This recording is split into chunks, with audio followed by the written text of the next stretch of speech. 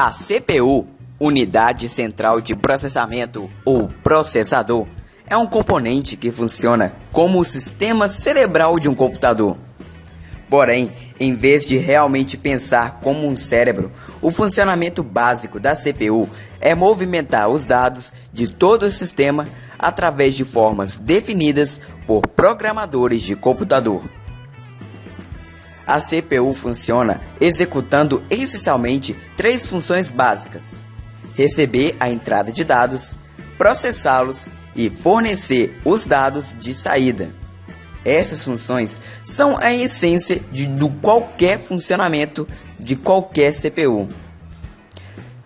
A entrada de dados é o processo pelo qual dados externos são inseridos em um computador. É fornecido por dispositivos de entrada comum, como um teclado, um mouse, um scanner ou modem.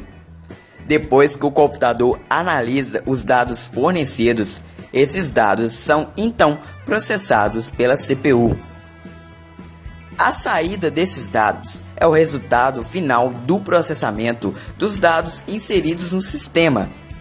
Refere-se a um processo pelo qual a CPU envia dados para os dispositivos instalados, como um monitor ou uma impressora, ou até mesmo um programa de computador que está sendo executado.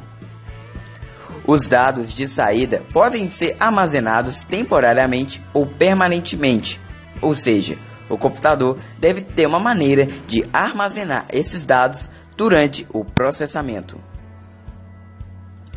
Um computador armazena e recupera dados na memória, que podem ser somente de leitura, a ROM, ou de acesso aleatório, a RAM.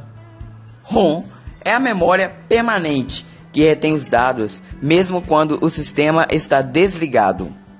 RAM é a memória temporária e, portanto, quaisquer dados armazenados serão apagados quando o sistema for desligado. A CPU usa a memória RAM para armazenar e recuperar dados quando necessários. Por exemplo, as instruções necessárias para executar um programa são armazenadas e recuperadas a partir da memória RAM. A memória cache também desempenha um papel importante no funcionamento de uma CPU. A memória cache tem um objetivo principal: aumentar a velocidade nos quais os dados são processados pela CPU.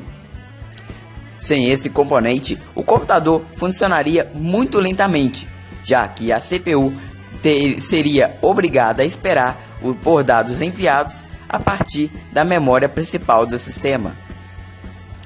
A CPU é um elemento crucial em um computador. Sem ela, não é capaz de funcionar. Em resumo, a CPU é um componente crítico que determina o desempenho geral de qualquer sistema de um computador. Bom, pessoal, vocês gostaram do vídeo? Se vocês gostaram, deixe seu gostei aí embaixo, compartilhe o vídeo e também se inscreva no canal e favorite, beleza? Até a próxima e muito obrigado!